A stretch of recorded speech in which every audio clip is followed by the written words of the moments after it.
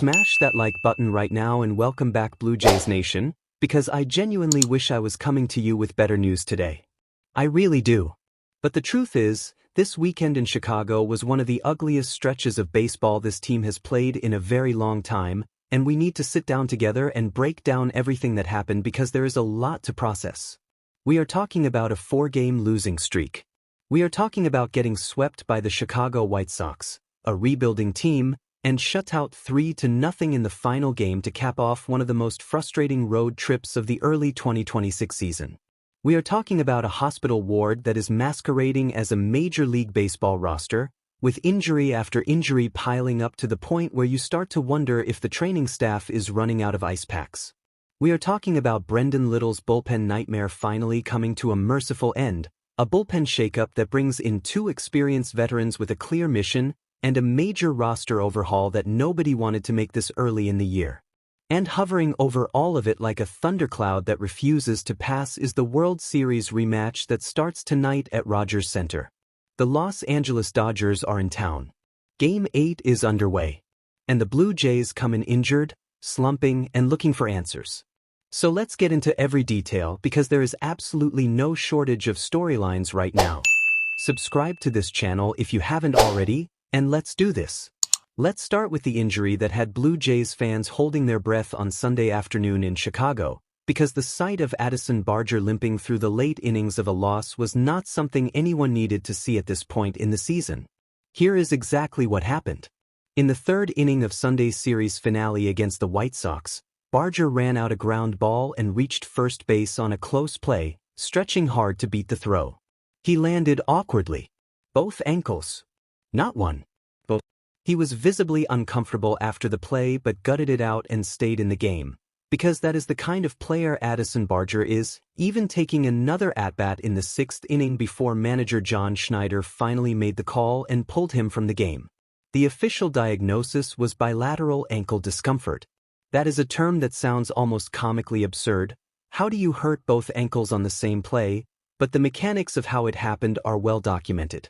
He landed on the bag with one foot and hit the ground awkwardly with the other in the same sequence. Schneider expressed cautious optimism after the game, saying he hoped it would be just a day or two and maybe not even that long. And the latest indications are that Barger could potentially be available as early as tonight against the Dodgers, which would be welcome news in the extreme. But here is why this injury, even if it turns out to be minor, stings more than it otherwise would at this particular moment. Barger had finally started to come alive at the plate heading into this weekend.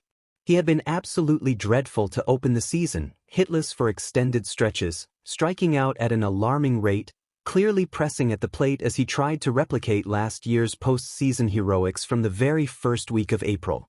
Then on Friday, he got a hit. Then he started making hard contact again.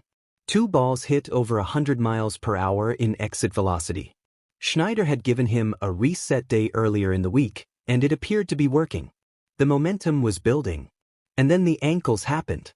Coming off a breakout 2025 season in which he hit 21 home runs and became one of the most exciting young bats in the American League, Barger losing time right now, even a few days, is something this lineup can ill afford given everything else that is going on around him. The Blue Jays need their offense to wake up in a massive way tonight, and taking any number of productive bats out of the equation makes that challenge even more daunting. Because here is the full picture of what this roster looks like right now, and it is not pretty. Alejandro Kirk, the team's starting catcher and one of the most important offensive pieces in the lineup, is out indefinitely with a fractured left thumb. That is not a one-week injury. That is a genuinely significant absence that reshapes how this team deploys its catching depth and puts additional pressure on backup Brandon Valenzuela to carry a bigger role than he was realistically expected to handle this early in the year. Anthony Santander, the outfielder who was supposed to be a cornerstone of this offense, had already been on the shelf all season following shoulder labral surgery, and on Sunday he was officially transferred to the 60-day injured list, meaning nobody should even be penciling him in until well into the summer at the earliest. Cody Ponce, who was supposed to provide reliable innings in the rotation, was also officially moved to the 60-day injured list with a sprained right ACL. An ACL sprain. On a pitcher. The kind of injury that can absolutely derail an entire season. The Blue Jays had already known this was serious, but making it official on Sunday made it real in a way that hurts. That is not a timeline measured in weeks. That is potentially the entire 2026 season. Shane Bieber and Jose Berrios are both working their way back from elbow issues and remain unavailable. Trey Yesavage continues his shoulder rehabilitation. And now Barger is day-to-day with both ankles taped up like a football player before a playoff game. The injury list is not just long at this point. It is genuinely alarming. John Schneider has been admirably honest about all of it. He said after the White Sox sweep that the team needs to get back to playing their brand of baseball. He said that regardless of who they are playing, where they are playing, or when they are playing, if they do not play their baseball, good things are not going to happen. Coming from a manager who generally chooses his words carefully and does not panic publicly, that kind of direct, unambiguous message is significant. It reflects the reality that this team knows they have not been performing anywhere close to their potential and that the moment demands a response. Now let's talk about the bullpen situation, because the move the front office made on Sunday was overdue, necessary, and honestly a little bit brutal in the best possible way. Brendan Little has been sent down to AAA Buffalo. And really at this point what choice did they have? 24.55 ERA. 10 earned runs allowed. 3 2/3 innings pitched. 2 blown saves. 2 losses. And then on Saturday, the moment that made the decision completely irreversible, entering a game with the Blue Jays leading 2-1 in the 6th inning against the White Sox and promptly serving up home runs to Munetaka Murakami and Colson Montgomery to hand Chicago the lead. The Blue Jays lost that game 6-3. In the span of 5 appearances, Little had been responsible for an unfathomable amount of damage to a bullpen that was otherwise actually performing reasonably well. To put that number in context, of the 17 earned runs that Blue Jays relievers allowed through the first week and a half of the season, Little was personally responsible for 10 of them. He was not just one piece of a struggling bullpen. He was virtually the entire problem. Sending him down is not a punishment. It is actually an opportunity for a 29-year-old left-hander with genuine stuff to reset, work on the mechanical issues that have been causing his problems, and rebuild his confidence in a lower-pressure environment at AAA without the daily stakes of a contending team's season riding on every pitch. Lázaro Estrada was also optioned to Buffalo in the same move, which is a tougher call to justify on pure performance grounds. Estrada actually gave the Blue Jays 4 completely scoreless innings in relief on Saturday, which was a legitimately impressive effort. But the arithmetic of the roster required making room for 2 experienced veterans, and Estrada will get another look before long given how well he threw. Into the vacancy stepped Joe Mantiply and Austin Voth, 2 veterans with very different profiles but a shared quality that the Blue Jays desperately need right now: big league experience in situations that matter. Mantiply is a left-handed reliever who was an all-star in 2022 and spent the better part of 6 seasons as a key piece of the Arizona Diamondbacks bullpen.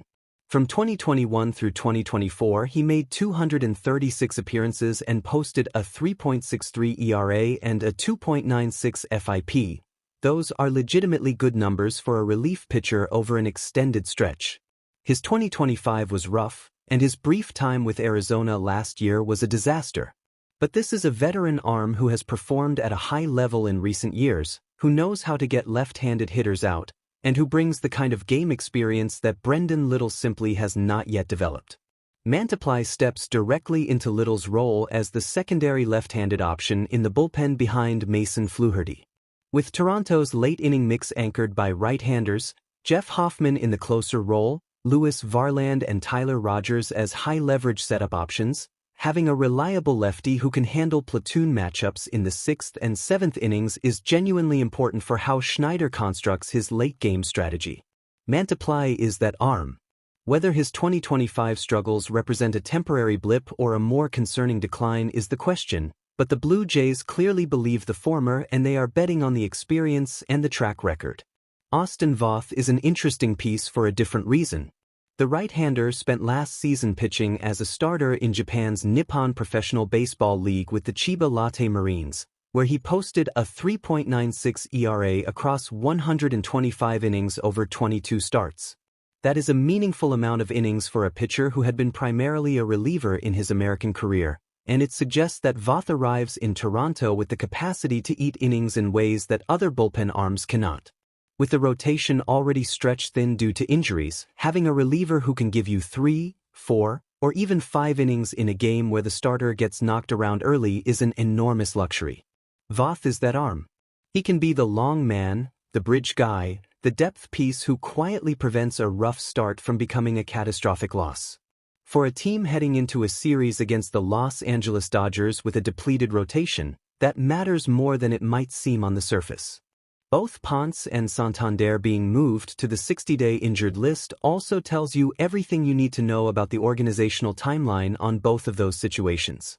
Moving a player to the 60-day list means the organization does not expect them to be available for at least 2 months. For Santander, who had shoulder labral surgery before the season even started, that was already the expectation. For Ponce and his ACL, the 60-day designation carries an implied pessimism that fans should take seriously. The Blue Jays are not planning on either of them contributing in any meaningful way until deep into the summer at the very earliest, and for Ponce, the 2026 season may effectively be over before it ever truly began. And now here we are. 4 wins, 5 losses. A 4-game losing streak. A roster that looks like it was assembled from spare parts and veterans on 1-year prove-it deals.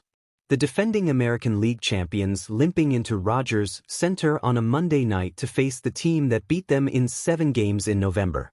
The Los Angeles Dodgers are 7-2. They just swept the Washington Nationals and scored 31 runs over 3 games. They are hot, they are deep, they are loaded with talent even with Mookie Betts now on the injured list with a right oblique strain, which is admittedly the one significant piece of good news for Toronto heading into this series, because removing one of the best players in the National League from any lineup is never a neutral development regardless of how many other stars surround him. Kyle Tucker has been on an absolute tear.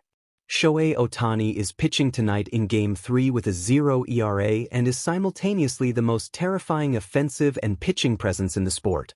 Yoshinobu Yamamoto, the World Series MVP, takes the mound tomorrow against Kevin Gausman. This series is not going to be easy. But here is the thing about this situation that Blue Jays fans need to hold on to, because losing perspective right now would be a mistake. It is the 2nd week of April. The Blue Jays are 4-5. That is not a crisis. That is a slow start by a very good team dealing with an extraordinary number of injuries and a bullpen that had one player single-handedly dragging their numbers into the gutter.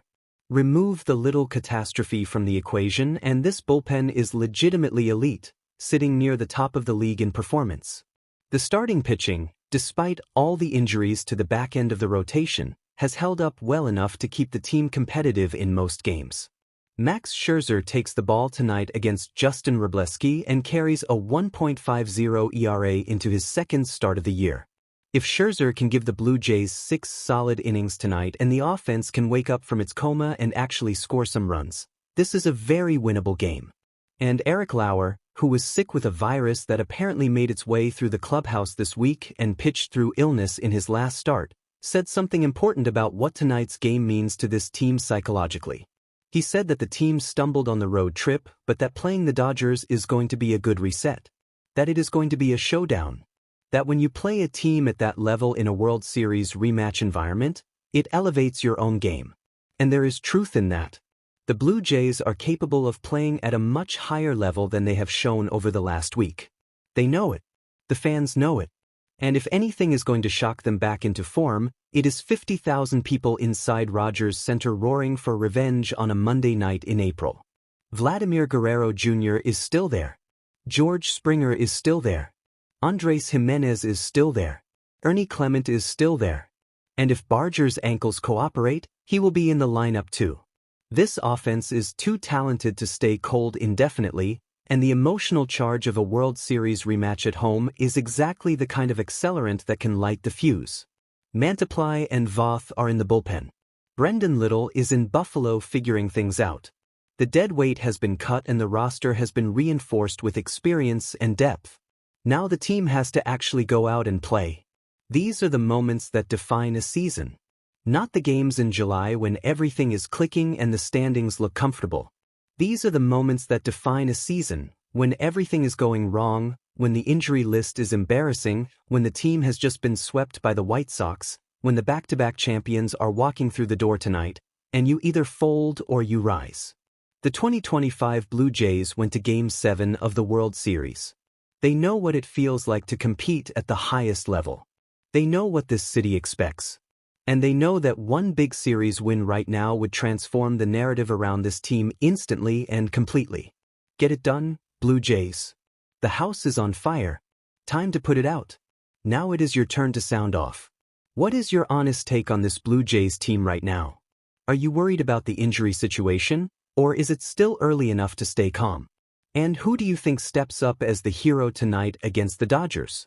Drop your thoughts in the comments right now because I want to hear every single opinion in this community. If this video gave you the full picture you needed heading into tonight's game, smash that like button and help this channel keep growing because your support is what makes this coverage possible every single day. And if you are not already subscribed, hit that button right now so you never miss an update on this team. We are going to be with you for every pitch, every injury update, and every triumphant comeback this season. Go Blue Jays! Let's get one tonight. We will see you in the next video.